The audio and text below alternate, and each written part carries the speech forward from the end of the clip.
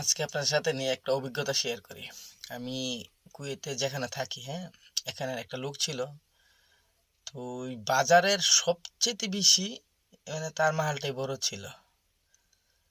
তো বর্তমানে সে তার মাহালটাই একদমই মানে তার মানে বর্তমানে কোনো কিছুই নেই।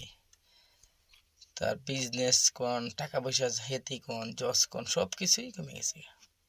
কিছুই নেই। তবে একটা জিনিস কি, আপনার যশ থাকুক, খ্যাতিতে হোক, টাকা পয়সা থাকুক, আপনার শরীরে শক্তি থাকুক, যা কিছুই থাকুক না কেন, একদিন না একদিন এটার আপস অ্যান্ড ডাউন হবেই। একদিন না একদিন ডাউনের দিকে যাবে। সো যা কিছুই করেন না কেন, মানুষের মনে কষ্ট দেওয়া থেকে বিরত থাকেন। ভালো করে মানে ভালোভাবে চলে, সুন্দর করে মানুষের সাথে সুন্দর ব্যবহার করে দুনিয়া থেকে যাইতে পারেন, তাহলে আলহামদুলিল্লাহ।